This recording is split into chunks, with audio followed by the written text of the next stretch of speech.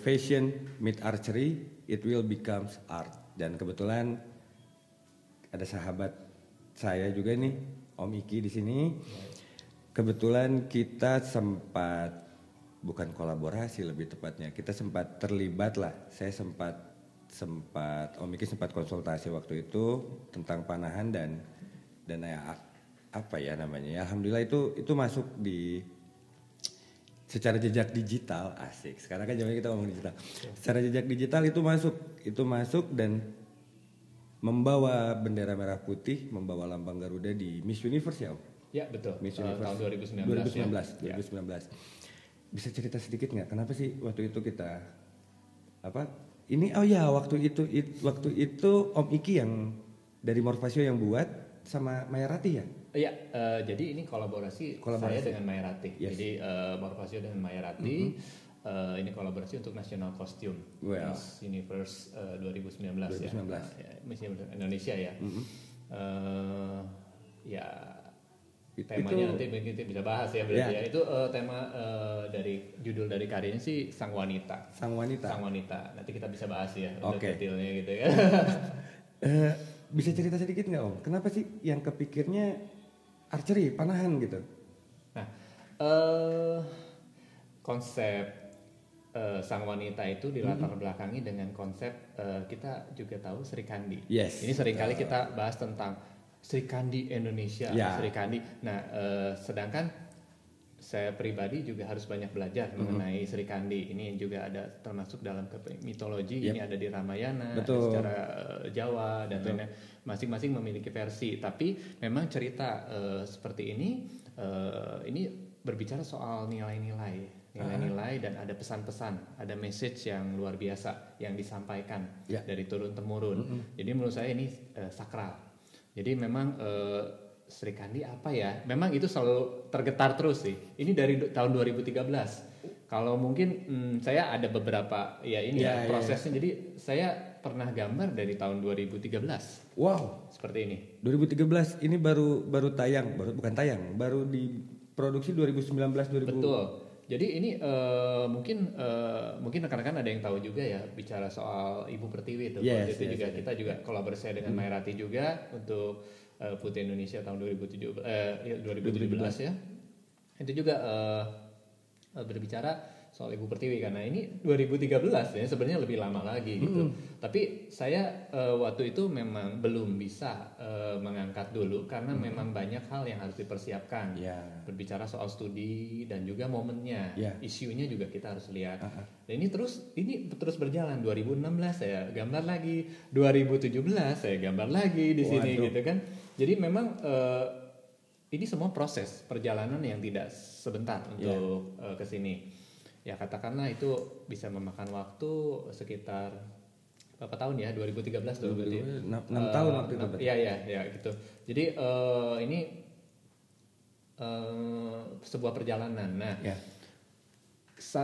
Sri Kandi ini setelah dipelajari memang banyak versi, gitu kan? Betul, banyak versi yang pasti seorang warrior dia mewakili wanita yang memiliki keperkasaan dan juga dengan senjata yang khasnya tuh panah, betul. Nah, ya itulah kami gitu kan pusing ya kalau misalnya berkarya kayaknya kok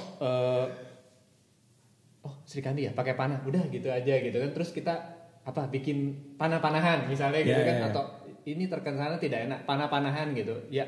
Kita tidak mau seperti itu. Kita juga harus memahami pemaknaannya. Jadi seperti apa sih panah yang betul, how to handling archer gitu kan.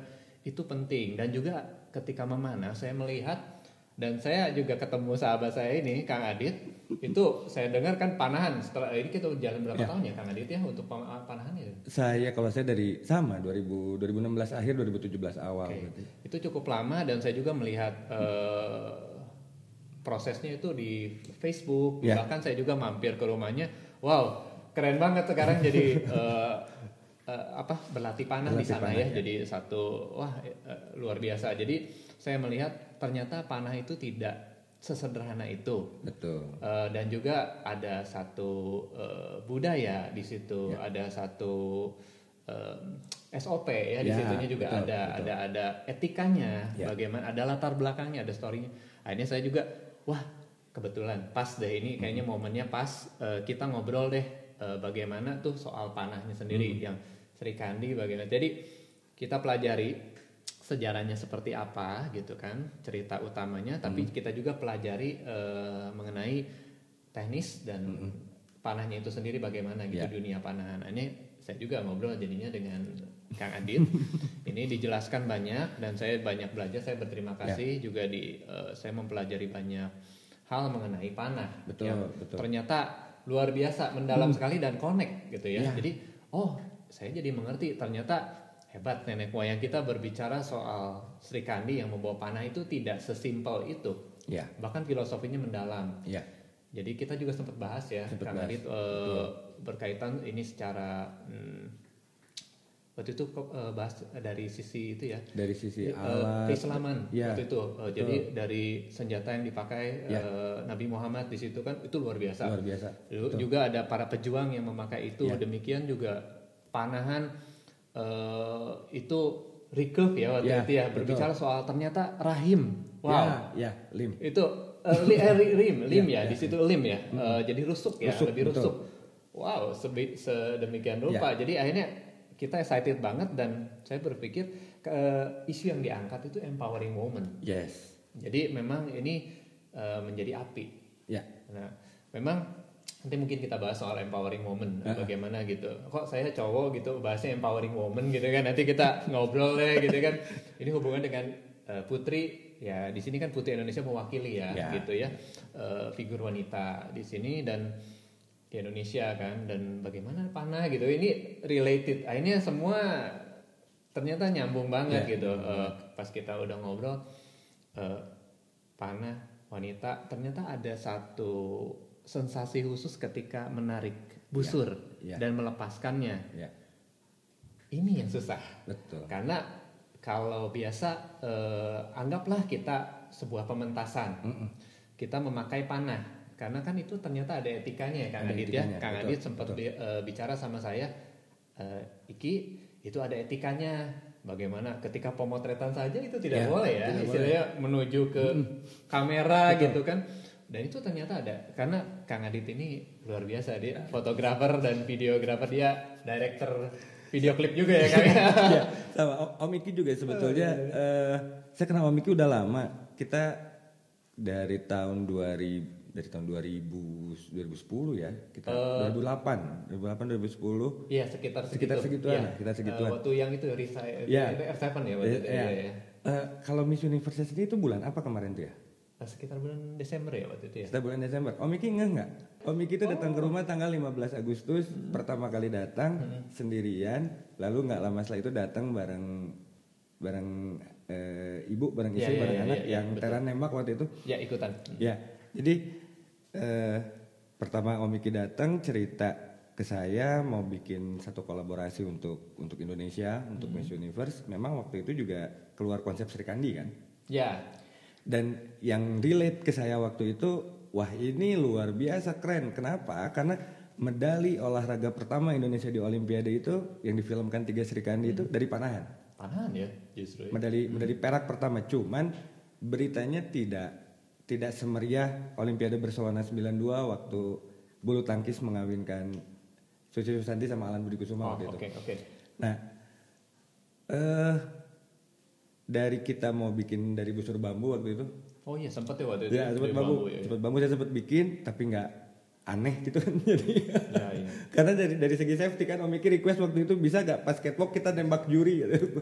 Tanda kutip ya. Jadi kesannya kan, sensasi itu kan. Sensasinya nembak gitu. Tapi akhirnya jatuhlah pilihan ke aku bawa ini, mungkin di kamera yang mana ya? Kamera yang ini. Di kamera Om Iki bisa kelihatan. Bentuknya seperti ini. Kita angkat nih ya. Wah, ini dia. Ini aku bawa yang telah kita upgrade seperti ini. Jadi kita custom dengan ragam teknik di sini ya. Ya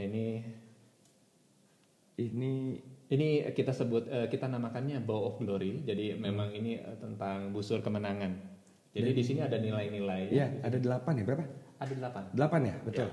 Ada 8 nilai. ada 8 nilai, ada kasih, kemurnian, ketulusan, kehormatan, kekuatan, keberanian, kebebasan, dan kedamaian. Wah.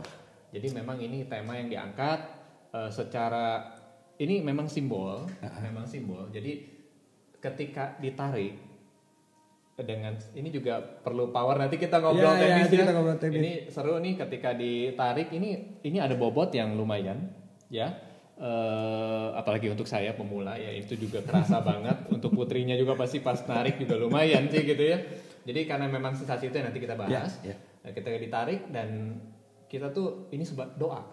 Jadi apa yang kita sebarkan itu semua yang tadi kebaikan. Ya, ini sebut poin dari empowering moment tuh ini. Gitu. Ya ini ya ini sebenarnya sebuah doa sih gitu. Yang cuman namanya seni kan juga untuk memberi makan pada pikiran dan hati ya. Betul, di situ kan, karena berkesan di situ. Makanya ya inilah fungsi seni itu gitu. Ini menjadikan figur atau simbol sehingga orang memiliki gambaran. Contoh Ibu Pertiwi waktu itu. Ibu Pertiwi selama ini nggak ada gambarnya kan. Ibu Pertiwi itu apa sih sebenarnya? Ternyata simpelnya dia bisa disebut juga Mother Earth loh. Gitu. Iya betul. Iya kan.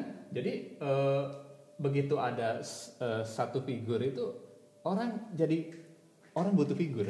Orang butuh figur karena untuk memahami gitu, untuk ini kita perlu satu media lagi gitu. Jadi seni menurut saya memiliki kegunaan yang luar biasa, walaupun katakanlah tidak secara fisik, tapi ini. Iya betul. Karena membekas di pikiran dan juga di sini di hati. Gitu. Itu yang menggerakkan orang juga kan, gitu. Aspek jiwa di situ. Makanya kita harus berhati-hati dalam berkarya dan juga kita harus cukup bisa mempertanggungjawabkan setiap karya kita gitu. Cuman kalau ngelihat begini kan, ini maaf, saya jadi malah bongkar rahasia dapurnya Om Iki. Oh udah pasti dibongkar nih, kalau kesini sih pasti dibongkar nih kan. Cuman ini membuktikan kalau apa yang Om Iki lakukan ini real, tidak fake. Real sama fake ini sekarang lagi rame dibahas, tapi kita tidak akan membahas itu. Panjang lagi. Itu panjang. Itu kayaknya satu lagi. Cuman dari coretan tangan segala, dan saya lihat juga perubahan bentuk busur di coretan lumayan signifikan ya. Cukup banyak perubahan di sini. Sketsa yang pas datang itu ternyata busur biasa. Langsung Kang Adit bilang gini, karena ahlinya sih. Kita gambar sih gampang, bikin tuh nggak gampang ya. Selalu kan. Kadang-kadang ada orang gambar tuh gampang gitu kan. Udah pas direalisasikan susah, justru itu yang susah. Nah, akhirnya kita pas dibikin, Kang Adit tersenyum aja. Kalau yang ini sih dia bentuknya seperti ini, sketsa awal. Jadi sketsa awal tuh melengkung saja. Ternyata tidak saja gitu kan.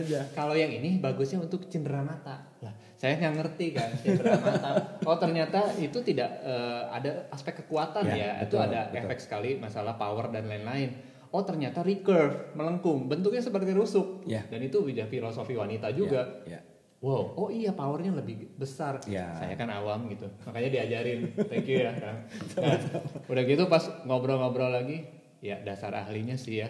Ngobrol-ngobrol lagi, Kang Adit itu tidak hanya provide dari panahnya, tapi Kang Adit itu bicara soal ada panah nampaknya yang lebih cocok dengan yang akan dibawakan. Betul. Jadi performa yang akan dibawakan nanti seperti bagaimana? Kayaknya ada deh yang lebih cocok. Bingung lagi kan, yang saya tahu cuma 2 kan kemarin.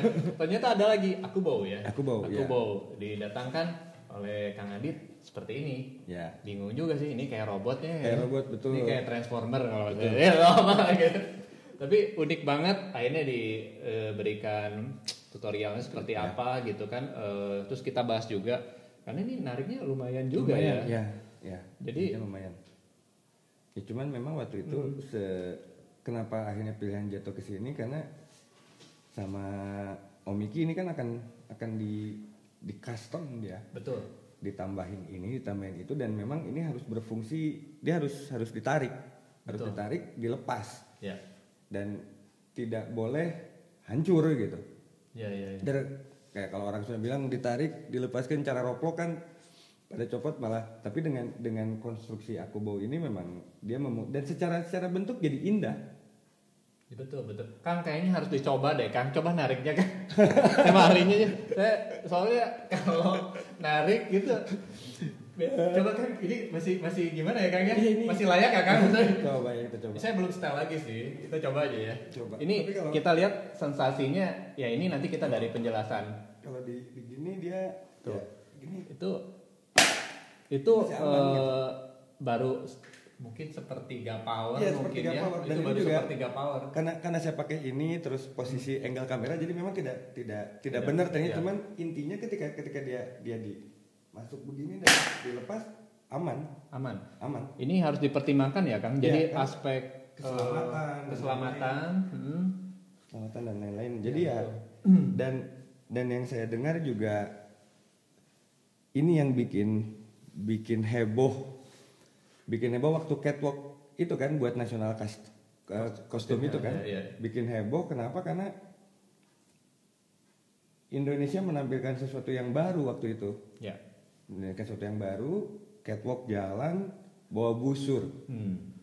Dan ya waktu itu ada posisinya dia memang sedang posing mau nembak gitu. Dia hunting gitu ya. baru. Ya. Dan itu yang ramai di media sosial waktu itu. Jadi seperti ini siapa yang bikin? Ini panahan Indonesia nih segala macam. Ya, jadi pembicaraan sampai ada yang membahas sendiri bagaimana cara bikinnya. Nah, sekarang di sini kita tampilkan siapa pembuatnya gitu. Oh. ya kita. Itu yang buatnya. Oke. Ya. Ada yang menggelitik saya sebenarnya Om Iki. Jadi kenapa pilihannya itu pada akhirnya jatuhnya dari Om Iki ya? Memang tadi ini pertanyaan pertama, cuman kenapa memutuskan mengambil konsep yang Om Iki gambar dari 2013? Oh iya. Dan kenapa apa sih relate-nya antara woman dengan archery? Nah, kita boleh curhat dulu ya. Curhat dulu ya. Ini seru. Memang jadi bicara soal wanita nih. Makhluk yang saya kagumi jujur.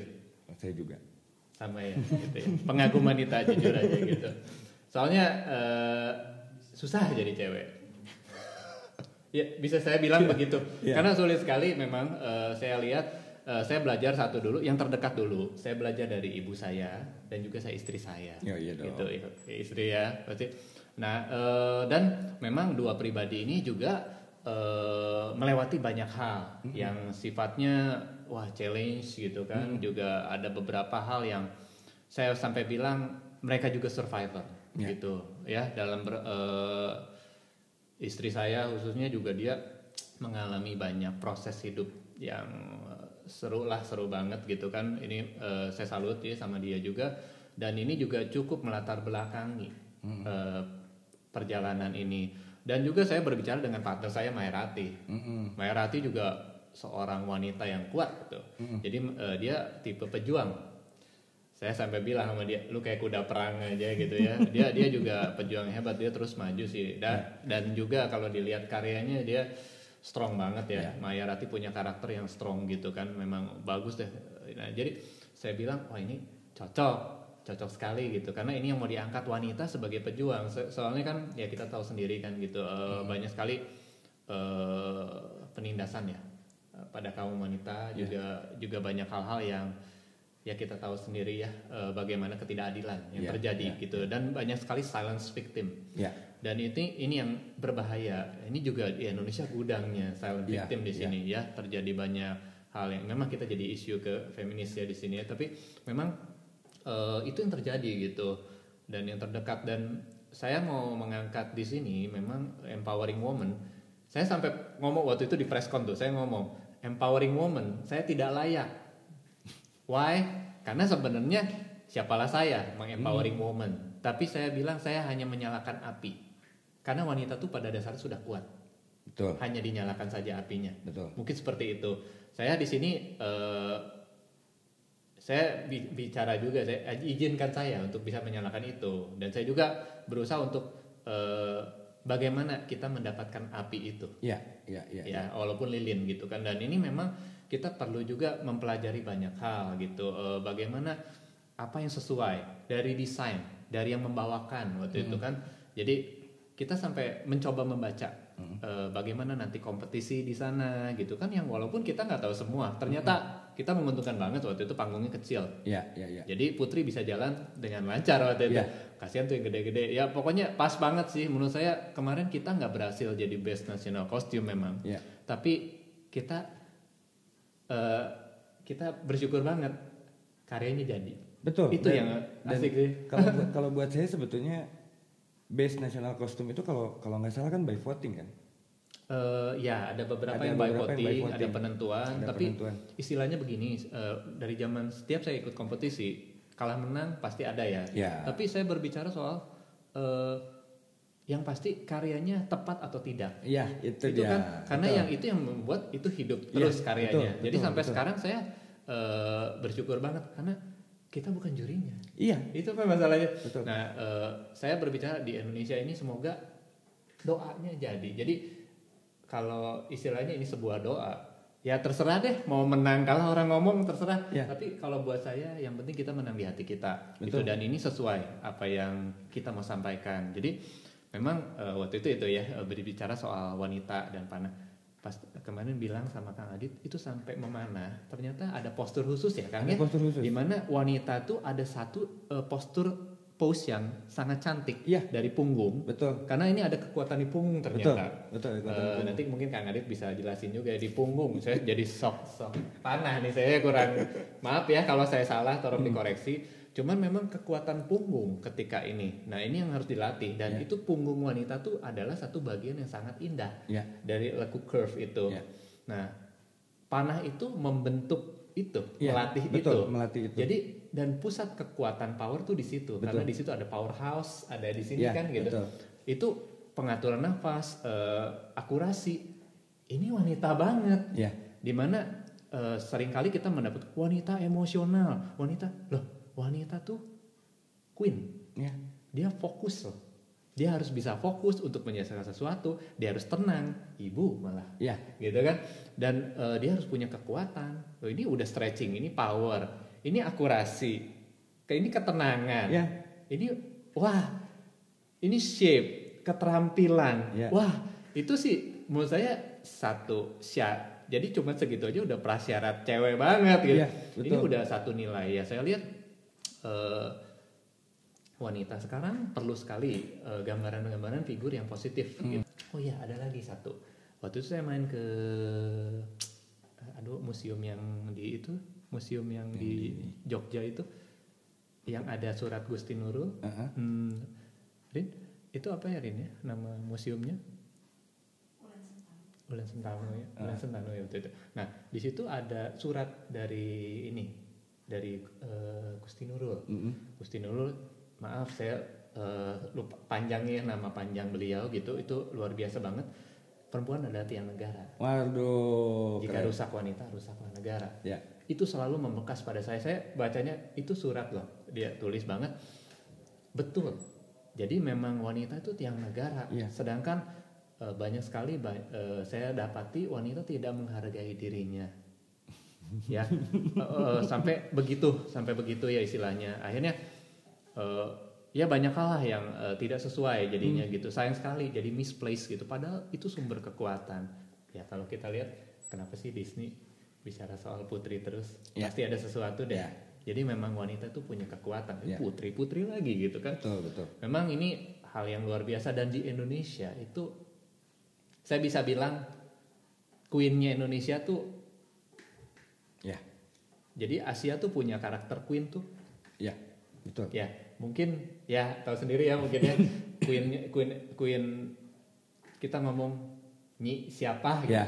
Udah langsung wah gitu kan. Betul. Putri itu beda banget gitu. Jadi memang queen tuh punya standar yang luar biasa di Indonesia. Berbicara kita juga negara maritim. Wanita dan air. Wah, itu luar biasa. Menurut saya ini related banget. Demikian juga bicara soal tadi panah, makanya terkait ini udah tepat bukan hanya Sri Kandi saja, tapi memang panahnya sendiri sudah tepat, gitu. Dan berbicara soal Sri Kandi, akhirnya kita ganti judulnya tuh bukan Sri Kandi, Sang Wanita. Why? Karena memang dalam cerita Sri Kandi itu banyak sekali kepedihan. Dalam terus juga banyak sekali versi di situ. Memang versi yang sudah dibuat emang udah fix gitu kan. Tapi saya lihat kita juga punya cerita zaman ini. Kita punya cerita. Jadi kita bilang inilah sang wanita figur wanita yang baru mendapat legacy dari Sri Kandi. Karena Sri Kandi itu luar biasa ya. Jadi direinkarnasi dilahirkan kembali pun dia dalam perjuangan gitu.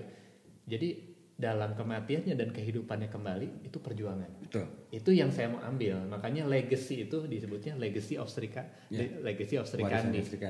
Nah, itu dipasangkan nanti di kain maya. Betul. Ada Sri Kandinya di situ. Jadi yang ini tuh sebenarnya bukan Sri Kandi. Ini bukan Sri Kandi, tapi inilah sang wanita. Ini sang wanita. Figur wanita yang baru, figur wanita yang telah diperlengkapi oleh cerita sebelumnya dari Sri Kandi. Jadi thanks to Sri Kandi. Dan inilah saatnya figur wanita yang baru gitu. Ya ibaratnya kalau perempuan jadi Sri Kandi, kalau laki-laki Arjuna gitu kan. Kan sering diibaratkan gitu ya, dianalogikan seperti itu. Kalau di Eropa sana Robin Hood lah, gitu mungkin. Masing-masing ada. Iya betul. Nah, menurut Om Iki nih, dari sekian banyak perjalanan Om Iki dari dulu sampai sekarang. Dulu body painting malah. Betul. Sekarang masih body painting. Masih. Cuman memang dari frekuensinya lebih banyak aksesoris. Lebih banyak aksesoris. Betul. Ya dulu tuh 2010 sebetulnya itu dibuat. 2009 ya. Saya udah kecelakaan belum ya? Kang Adit yang waktu kaki itu ya Kang ya. Sempet 2010 sih. 2010. Kalau waktu itu ya Kang. Kita Revan 2013. Oh iya benar. Revan 2013. 2010 kita body painting, make up dan lain-lain 8 jam ya. Waktu itu sempat waktu itu lama sekali itu. Motretnya cuma 15 menit. Tapi alhamdulillah itu foto sesuatu proses yang kita dan itu kenang pun, gitu ya. Itu pun perempuan loh.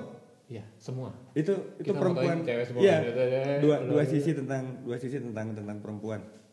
Nah, dari Om Iki proses berkarya dari awal sampai sekarang gitu kan. Selain cerita yang tadi yang saya mau tanyain tuh kenapa sih yang Om Iki buat itu seperti seolah-olah lebih menekankan melindungi kepala, bikin headpiece gitu. Oh iya. Ya kan? Bagaimana menciptakan itu dan tujuannya kemana? Gitu. Terus penempatannya ya. Seolah-olah melindungi tangan. Oh iya. Seolah-olah melindungi apa? Menarik. Dan ini yang saya lihat ya. Ini kan ada nih beberapa contohnya nih. Oh iya. Banyak. Oh ya, ini yang. Nah, ini kita nanti bahas. Ya, ini ya. Oke, boleh. Ini punggungnya kenapa berapi-api gini kan? Iya. Itu semua ada artinya kok. Terus kenapa lebih menutup daerah punggung? Nah, bener nggak? Kalau diperhatiin, ini jeli sih. Soalnya Kang Adit ini sangat memahami wanita dengan anatominya, dengan keunggulannya. Jadi tahu yang mana dan warrior juga seperti apa. Nanti kita bahas. Oke, apa lagi Kang kira-kira? Itu ya, berarti ya. Intinya lebih kenapa ya? Kenapa Om Iki lebih pilihnya headpiece? Kalau saya bilang kalau di Pandan tuh arm guard sih namanya, tapi lebih ke arm terus punggung yang ditutup gitu. Iya. Kenapa milihnya itu gitu? Kenapa nggak pilihnya misalnya topeng gitu atau apalah gitu? Iya. Padahal masing-masing ada ini ya arti tersendiri ya. Gitu. Jadi gini pemilihan dimulai. Memang semuanya ini semua ada latar belakang ya, Kang. Jadi pemilihan headpiece hanya penutup kepala biar cantik gitu kan istilahnya kan ada yang begitu ya. Tangan biar ngisi gitu, bukan. Jadi memang semuanya didasarkan dengan ada konsepnya, masing-masing ada latar belakang. Jadi untuk headpiece ini saya angkat dikit ya. Siap. Waduh, ini. Ya, dari headpiece dulu ya. Ini dibuat secara klasik. Ya kita backgroundnya klasik ya. Nanti kita adakan modif di sini. Jadi memang tetap kita ingin mempertahankan klasiknya Sri Kandi itu ternyata berjambul-jambul. Jadi Sri Kandi itu ada artinya berjambul-jambul. Jadi si Kandi gitu kan. Dia tuh sebenarnya dari jambul. Kenapa harus ada jambulnya? Ya mungkin ini symbol of power di sini, symbol of anggun juga di sini kan. Soal power dan ini kita tetap pertahankan. Oke. Terus saya tuh identik dengan api untuk yang kali ini. By the way, saya nama Aditya tuh artinya anak matahari. Jadi ini memang menarik sekali. Jadi Kalau mungkin pemirsa nggak tahu nih, nama saya siapa, Hendra Suryadi. Ada Jadi belakang saya itu Suryadi itu Surya Adi. Jadi anak matahari. Jadi sama sebenarnya gitu kan. Ya gitulah istilahnya gitu. Oke, gini. Oke. Jadi ini matahari, jadi cocok banget. Ini bicara soal ini dari kuping. Bicara soal api. Jadi ini soal mendengar. Pendengaran yang disucikan. Jadi ini mendengar hal-hal yang baik. Di sini.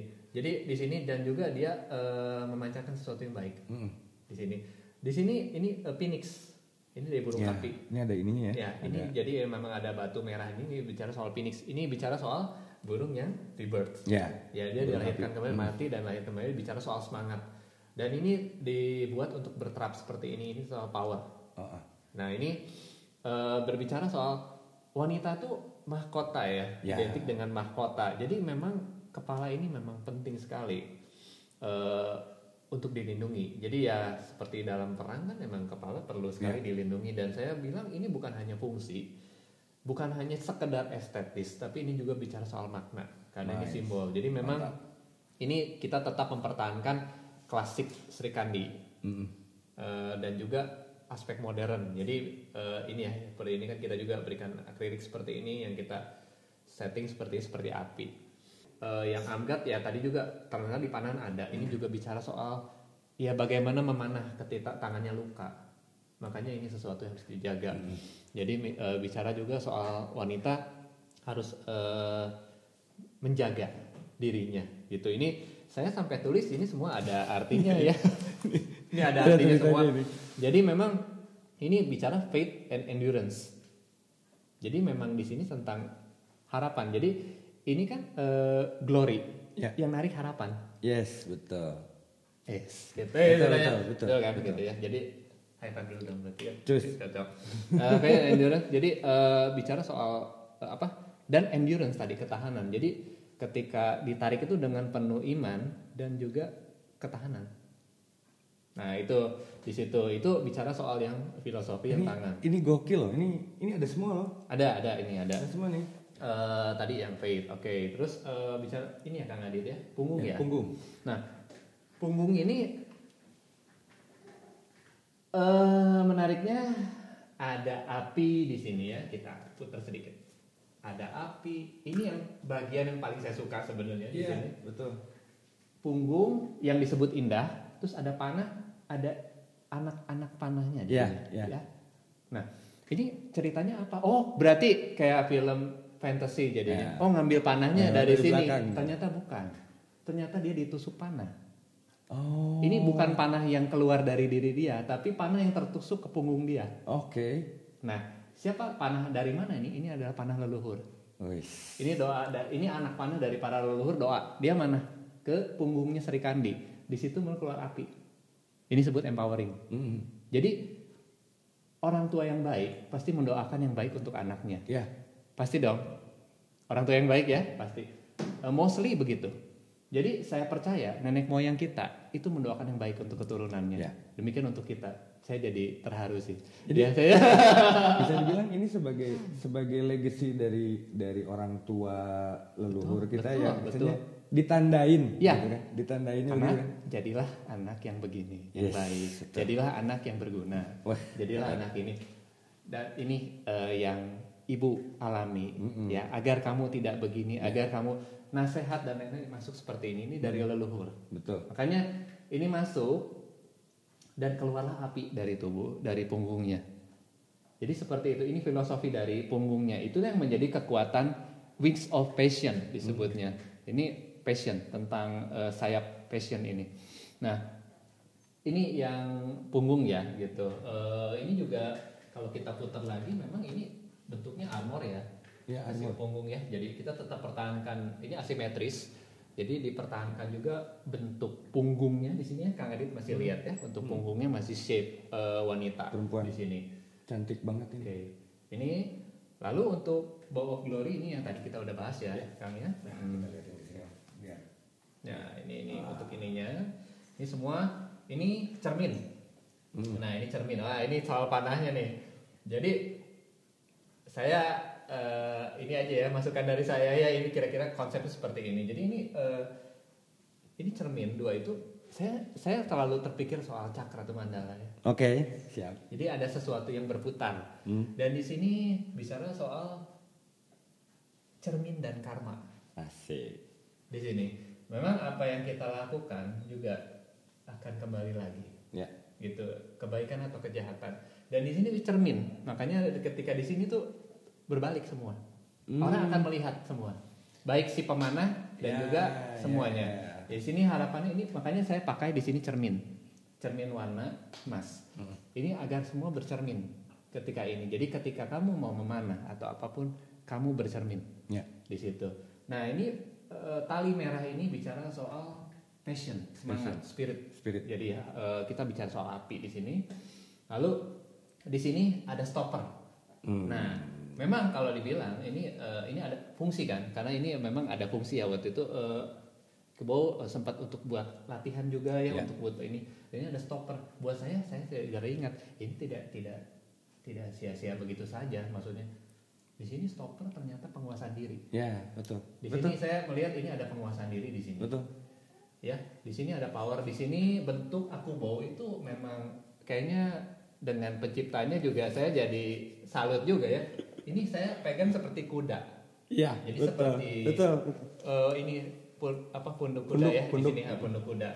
Jadi tangkuknya di sini. Nah di sini ada juga matahari terbit dan juga ini glory. Ini lanjut dari tadi hope. Gitu. Nah ini memang semuanya terkait jadi satu kesatuan semuanya. Ini soal panahnya. Terus yang soal sepatu ini kita juga nggak bahas gitu kan, karena saya nggak ada di sini nggak di display. Itu juga panah tentang will and diligence. Jadi memang itu soal doa. Jadi itu tuh seperti apa? Penopang gitu. Gedung kita bangun. Ya. Jadi doa terus ketaatan bangun terus. Ya dia tersusun kan dari fondasi naik terus makin tinggi. Gitu. Makanya bentuknya seperti trap. Itu doa. Makanya ya sepatu itu buat saya penting sekali karena itu bicara soal doa. Pastilah. Gitu. Jadi memang dan itu keseimbangan bagaimana ketika dia tidak seimbang kakinya. Iya, betul setuju karena semua jadi satu keterkaitan kan? Betul. Itu kalau satu hilang itu ibarat gini. Kalau kita naik pesawat nih, kita naik pesawat kan. Ini sih ilustrasi saya gitu ya. Ya para penumpang kita akan menaiki bla bla bla airlines. Kita akan mendarat di satu tempat, itu kan kita nyaman gitu. Tapi kalau si pramugari bilang, para penumpang kita menaiki bla bla bla airlines, tapi mohon maaf skrupnya hilang, bautnya hilang. Semoga selamat sampai tujuan. Ya kita juga takut gitu kalau misalnya ini. Semuanya satu kesatuan ya.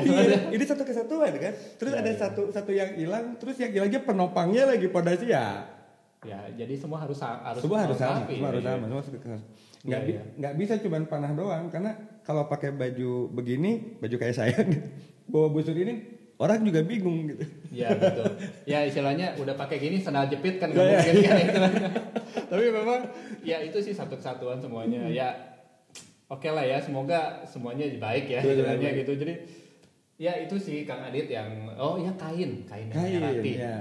Aduh kainnya nggak ada di sini nih, ada di Mayarati rekan saya. Nanti mungkin kita bisa share kalau boleh minta izin di share. Siap nanti foto ininya aja. Kita share ini kainnya. Nah kain itu luar biasa. Mayarati itu mempersiapkan kainnya tuh dia print. Custom. Wow. Di print dia terus saya tidak hafal karena saya bukan expert di fabric gitu. Dia kainnya tuh seperti api. Jadi dia ringan banget. Ketika dia itu dia terbang. Makanya kan waktu present itu terbang. Itu tuh kayak gimana ya? Kayak lentur kayak sintetik tapi bisa terbang. Karena waktu itu kan Ibu Pertiwi itu berat karena air, samudra. Yang kali ini tantangannya ringan. Maka saya emang sih. Mai ini kok gitu. Terus dia print itu dong. Jujur saya goosebumps sih. Pas jadi itu keren banget dia bentuk ngeprint gitu, terus ada serikandinya kayak ada api dong gitu. Waduh keren, bagus pas gini tuh jalan. Jadi konsep ini memang kadang ada orang kan compare juga, padahal berbeda kan istilahnya. Ibu Putih itu laut yang berat, yang heavy, yang kayak kita lihat samudra. Api tuh ringan. Iya. Tapi kerasa kan gitu, tapi ringan dia tuh kan kayak nggak ada bobot kan. Iya gitu. waktu itu juga malam-malam saya kesini yang bawa anak panah waktu itu. Ya. Begitu ngelihat ini jadinya begini, saya mah bukan goosebumps lagi. speechless sudah nggak bisa ngomong ya jadinya begini ya gitu kan. Wah luar biasa gitu. Sama-sama sih Kang Adit, betul. Jadi kita pun jujurnya gitu, kok Ki itu yang bikinnya gimana sih? Jujur kita juga menikmati proses dan kaget sendiri. Jadi kalau dibilang wah Ki semua gimana, saya bilang ini anugerah dari Tuhan untuk bisa bikin gini, jujur aja gitu, karena kita banyak dibantunya juga sih istilahnya, banyak di guide ya istilahnya untuk, karena saya jujur aja panah aja saya nggak tahu apa-apa kok. Ya saya bicara sama Kang Adit, ya Tuhan mempertemukan dengan Kang Adit kan gitu, terus panahnya saya nggak tahu loh, jujur sketsa aja begini ya jauh banget gitu kan istilahnya ada, tapi ya itulah guidance. Jadi saya percaya bahwa karya itu sebuah doa. Betul, jadi makanya saya kalau bilang kok serius amat sih sama karyanya, lu kok ngejaga karyanya segitu amat, aduh itu doa saya. Harus dong. Iya betul kan. Harus. Jadi bagaimana kita harus menghargai karya kita sendiri, bagaimana orang menghargai karya kita kalau kita tidak menghargai diri sendiri. Ya kan kita dulu kan yang memulai, makanya saya pikir ayo kita semua perlakukan dengan baik gitu kan, dari semua penyimpanan semua, aduh saya perlakukan gimana ya, bukan diberhalakan, sekali lagi ini bukan Tuhan saya gitu, betul, tapi ini adalah titipan, kita perlu jaga karena ada nilai-nilai di sini yang bisa berguna. Contoh Kang Adi, saya selalu kepikir soal ini, dengan musik ada orang bisa bunuh diri, betul ya Kang? Betul. Ada musik ada orang bisa bertobat ya Kang? Iya. Kenapa ya? Padahal musik ini dan ini. Makanya saya bilang ketika panah ini hancur, baju ini hancur, ini ada di sini. Dan itu selalu diingat. Makanya buat saya karya itu sebegitu impact untuk kehidupan kita gitu. Mungkin orang ngomong seni nggak penting, tapi seni selalu ada. Makanya itu sebut roh, gitu disebut juga jiwa gitu kan. Makanya ini karya ini saya tidak ada yang long lasting, nggak ada yang eternal di bumi ini. Memang semua bisa hancur, tapi di sini ada. Gitu. Betul. Makanya saya tetap mau menjaga setiap karya itu seperti itu gitu kan. Ini kalau nggak salah tuh bulan September ya, ya Agustus 2019. Berapa lama sih dari nol? Di luar sketsa ya, di luar sketsa. Betul. Di luar sketsa tuh dari nol sampai jadi nih. Ada kronologis ternyata. Gokil, ini dicatat semua loh. Ada. Ini sampai sketsa, wah segala macam tuh. Ini ya.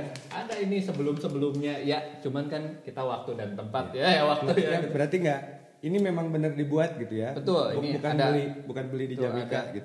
Ada tuh sampai kita tulis ya timetable semua. Proses pengerjaan itu kurang lebih 30 hari. Kalau kemarin yang Ibu Pertiwi itu 40 hari. Ini 30 hari. Detail bau itu 11 Oktober 2019, startnya 7 September, berartinya 2 November. Betul. Kita fitting tuh tanggal 31 September. Berat dari panah ini, berat dari panahnya itu 2,9 kilo. Headpiece 0,85, armlet, ada semua. Jadi total tuh 8 kilo pas. 8 kilo bulat. Ya, ini sampai ada koma-komanya. 8 petuah ini kan. Saya juga bingung ya terjadi seperti itu. Memang ya ini mungkin sebuah jalur ya. Nah ini saya juga nih bolehlah sedikit nostalgia. Jadi waktu kemarin main ke Orange Archery itu, saya mencatat sedemikian rupa itu ada tuh semua. Jadi memang Turki, Asia, Eropa, fungsi memana ada semua. Saya kuliah di sini lumayan, kuliah singkat ya di sini. Terus ada yang kita belum angkat lagi, Jawa Barat ada Jemparingan. Betul, ya. Luar biasa. Saya lihat memana sambil bersila ya. Luar biasa. Indonesia. Lalu ada lagi ya itu yang kita baca soal Nepal ya, bagaimana gitu kan, bahan kayunya yang terbaik maple, posisi menyamping ada terbaik. Betul. Itu kan posingnya banget. Makanya kalau dilihat kok putrinya motonya nyamping terus karena emang posisi terbaik dan memana ada di pinggir ya. Ya, kalau dari depan pas foto betul, tadi kan 3x4. Jadi pas lagi dari pinggir tuh keren banget ya kan. Apalagi di punggung. Betul. Jadi pinggirnya juga punggung gitu. Makanya saya lihat dan posisi seperti bertarung gitu. Tuh saya ngomong pada ini semua dari Kang Adit sebenarnya. Kan saya yang wawancara. Aduh, mata dominan lah gitu ya. Sampai keunggulan itu sampai ya tadi ya kita udah bahas semua. Jadi semuanya ada ya Kang ya, kita semua berproses ya, thanks to Kang Adit juga, Orange Archery juga untuk rekan saya Mairati. Yayasan Putri Indonesia juga ya untuk kesempatannya untuk Putri. Ya itu luar biasa sih, sebuah kesempatan yang luar biasa sih bisa ini. Saya sih sekali lagi saya support di sini untuk baju kan untuk Sri Kandi ini, tapi dan ada kompetisi di sini. Jujur banget kita nggak fokus sama kompetisinya. Memang banyak orang ngomong siapa yang nggak mau menang, siapa yang nggak mau ini, bohong lah kalau orang tuh. Cuma kan bukan itu sih yang tersampaikan, itu lebih indah. Orang yang bisa diubahkan lewat karya kita itu lebih penting. Buat apa gunanya ya? Kita menang tapi tidak berguna. Buat saya begitu. Jadi menurut saya seni, kita ada satu statement baru, seni yang berguna. Iya, betul. Soalnya banyak ya sekarang yang karya tapi tidak berguna, istilahnya gitu kan, sayang sekali gitu. Nggak ada kegunaannya gitu. Kalau kita lebih memilih itu sih sebenarnya. Wah, ini ya itu proses berkarya memang. Dalam proses berkarya itu kalau kita masuk jauh ke dalam ke dalam hati, dipikirin dengan maksimal, ke bawah. Jangan kan begitu sih Om. Saya kalau mau syuting aja, kalau mau motret itu yang pertama saya nggak bisa tidur semalam sebelumnya. Kalaupun saya tidur saya pasti ngigo. Dan ngigo itu yang cut. Ini wadah, jadi udah kebayang. Nah sekarang saya di Panahan gitu. Kalau anak saya mau tanding malamnya saya nggak bisa tidur. Kalaupun tidur, kadang anak saya pagi-pagi suka komen gitu kalau saya tanding keluar gitu. Abi ngapain sih ngitung 6-2? Akang jangan begini tangannya. Saya ngelindur ngigo. Sampai masuk banget ya. Iya masuk. Tapi ya setelah itu ya sudah. Jadi memang segala sesuatu yang memang kita buat pakai hati itu luar ya, betul. Impactnya dalam banget gitu, betul. Memang. Jadi saya percaya juga ada universe itu bergerak gitu untuk ya jagat raya juga mendukung untuk itu. Jadi saya ya istilahnya saya selalu bilang jujur ya, kalau ngeliat gini saya mikir jago di mana ya gitu, istilahnya sempat mikir loh. Kita tiny loh, kita kecil banget ya, mau ngerjain kayak gini. Makanya saya bilang kalau dibilang rezeki anak soleh, gue nggak soleh amat, jujur aja gitu. Udah jelas gue nggak soleh gitu ya. Terus dibilang apa gitu, kayaknya is about hard work? No, maaf, saya bekerja, tapi saya rasa hard work saya nggak cukup. Karena ini juga bicara soal anugerah gitu. Jadi tanpa ini semua nggak ada, coba aja, udah patah panahnya mau apa? Istilahnya kan kita juga tetap bukan berarti kita ngandelin luck di sini, tapi kita juga memang berbicara is about grace. It's not about luck, it's not about hard work aja gitu, tapi it's about grace. Jadi buat saya, ya ini kita lakuin semua, ya hendaknya ya santai lah. Bahasa saya sampai bilang bahasa saya santuy dah gitu. Santuy dalam arti kita tetap menjaga pure di situ. Saya di sini saya bukan orang yang gimana, tapi saya berusaha untuk memegang itu saja gitu. Bukan berarti saya orang sempurna kan istilahnya kan gitu. Tapi mencoba saja. Jadi ini pembelajaran sih buat saya gitu untuk ngatur. Emosi ya.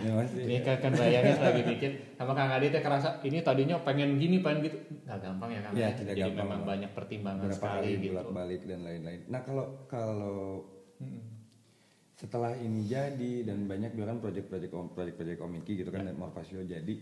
Terus ini tuh apakah bisa dipakai sehari-hari atau daily ya gitu daily gitu atau gimana? Bisa gini, untuk ya kita sebut layanan profesi kita gitu ya. Memang layanan profesi kita kan dari aksesoris, body painting ya. Ya kita ngomong aksesoris. Nah aksesoris ini memang ini kan sangat tematik ya. Karya-karya kami kan sangat tematik. Memang untuk keseharian dipakai kita lebih ke arah fantasy. Jadi memang special occasion. Nah, arahnya kan dokumentasi, entah video atau foto atau event seperti itu.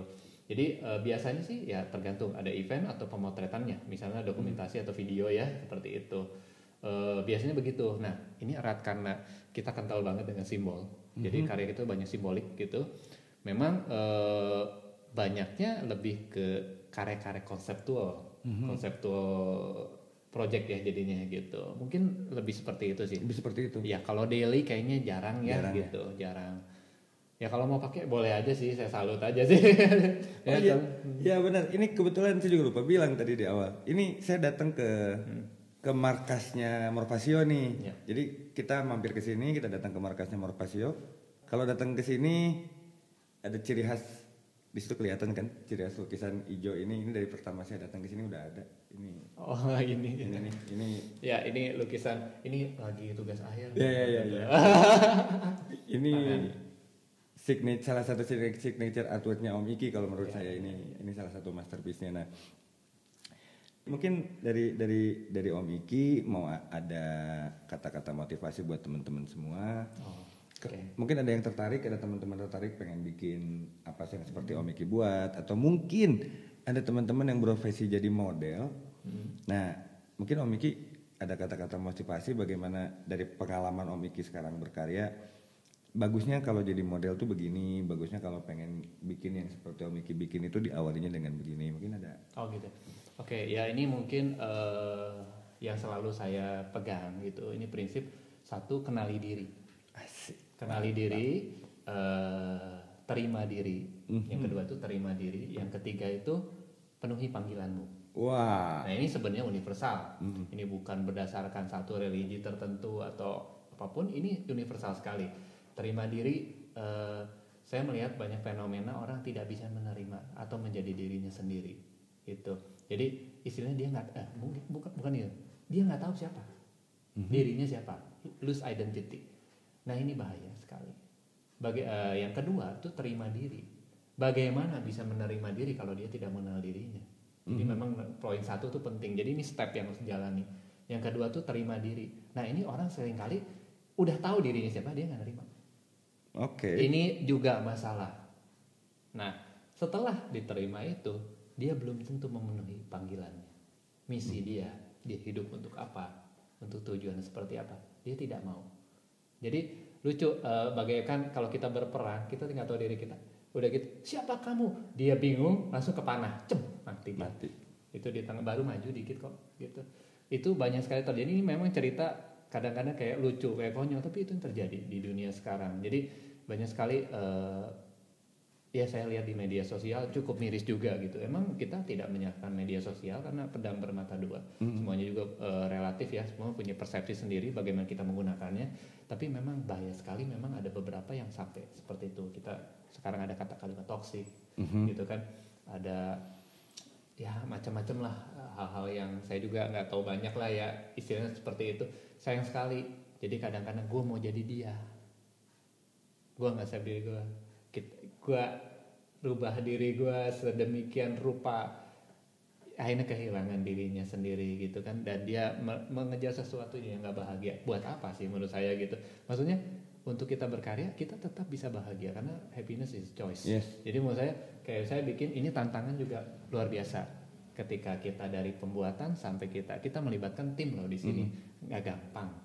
Juga ini antara tim saya pribadi dengan tim Maya Rati dengan bagaimana, itu banyak sekali yang terkait. Ini challenging sekali. Ketika di present itu challenging sekali. Itu nggak gampang. Kita butuh satu hati yang legowo ya. Gitu. Jadi saya sendiri belajar, saya jujur juga kadang emosi, kadang apa, tapi ya kita berusaha deh. Gitu, tetap jernihin dulu deh untuk semuanya karena kita ada tujuan yang mulia di situ. Itu mungkin di situ. Dan bagi mungkin ini juga untuk seni nih, ada beberapa orang nanya sampai ada yang jadi kayak mesin seni. Dia mengerjakan seni sebagai industri saja, untuk jualan saja, silahkan ya. Karena saya ngerti ada uang ya, uangnya. Buat saya uang juga tidak salah sih di sini, karena semuanya segitiga. Bicara soal tubuh, jiwa dan roh, di mana juga kita ada fisikal, ada konsep, juga ada spirit. Itu di sini nominal juga perlu kita pikirkan. Nah, tapi hati-hati jangan kejebak di satu poin saja. Konsepnya aja terus. Mana ini hasilnya gitu kan? Ya, hasil terus nggak ada isinya. Siap. Udah keren, kok nggak ada duitnya gitu kan? Gimana mau beli barangnya ya gitu? Gimana mau beli materialnya, nggak ada duitnya kok gitu? Kita jangan munafik lah masalah uang atau antisipasi, atau kita juga jangan mendiskreditkan konsep gitu. Ya seperti tubuh nggak ada rohnya mati, nggak ada jiwanya zombie. Betul. Ya kan? Terus nggak ada tubuhnya ya gentayangan kan istilahnya gitu. Jadi menurut saya perlu adanya itu dan juga ada originalitas kita, temukan diri kita itu istilahnya. Makanya saya pikir itu perlu sekali diiniin. Banyak sekarang karya-karya bagus tapi kita harus utamakan itu sih menurut saya gitu. Ya inilah kita saling jaga aja, kita saling jaga. Saya juga butuh banyak dukungan ya dari semua juga yang menyaksikan, ya Kang Adit, dari semua. Saya tetap pengen belajar banyak dari sini gitu berkaitan soal seni dan kehidupan gitu istilahnya. Ya gitu aja. Terima kasih Pak Miki. Sama-sama. Coba saya dapat kesimpulan menarik nih hari ini. Saya bicara lebih global sih ya, tidak hanya untuk fashionnya, tidak hanya untuk panahannya gitu, tapi intinya saya sering bilang kok ke banyak orang gitu, terutama kalau masalah fotografi. Jadi fotografi itu satu-satunya media penyampai pesan di dunia ini yang mampu menghentikan waktu. Tuh menarik banget tuh. Itu jadi terus kemarin juga saya bicara sama salah satu fotografer namanya Robert Lee, dia bercerita tentang hubungan dokumentasi di fotografi itu antara yang dicipta dengan yang mencipta gitu. Nah, sama Miki saya ketemu yang baru nih. Wah. Jadi dalam proses berkesenian, maksudnya buat saya memanah itu juga salah satu bagian dari art loh gitu. Ya jelas. Buat saya. Gitu. Nah ini saya mencoba ngambil satu kesimpulan nih. Mungkin nanti Om Miki setuju atau tidak gitu kan. Semua itu diawali dari mimpi pasti. Ya. Tapi ketika kita bersungguh-sungguh untuk meraih mimpi, kita butuh yang namanya dedikasi. Begitu kita total berdedikasi untuk itu, kita akan mendapatkan yang namanya apresiasi. Ya. Mungkin akan mengarah ke yang namanya prestasi. Ya. Tapi sebagai seorang pribadi, ya yang wajib dari yang tadi saya dengar dari Om Miki, yang wajib itu adalah yang pertama, gunakanlah rasa dan hati. Ya. Karena kalau kita menggunakan itu, kita akan tahu apa yang namanya, dan kita juga akan tahu kalau intinya kita sadar diri lah. Kita sadar diri, kita punya harga diri. Ya. Tapi kalau kita lolos di situ, kita akan punya jati diri nanti. Dan kalau ini semua tidak acak-acakan, tetap sesuai koridor, kita akan jadi manusia yang selalu membumi pada akhirnya. Ya, betul. Setuju? Setuju. Oke, kalau begitu. Setuju. Terima kasih. Mantap. Salam untuk semua wanita di Indonesia. Kalian luar biasa. Dirgahayu Indonesia. Dirgahayu Indonesia. Merdeka. Merdeka. Merdeka. Om Miki, hatur nuhun pisan ya. Sami-sami. Hatur nuhun pisan. Ya. Jangan kapok. Insya Allah kita bisa kolaborasi lagi nanti. Kita ngobrol lagi. Kita ngobrol lagi nanti. Siap. Dadah. Cus dulu. Cus. Yeah.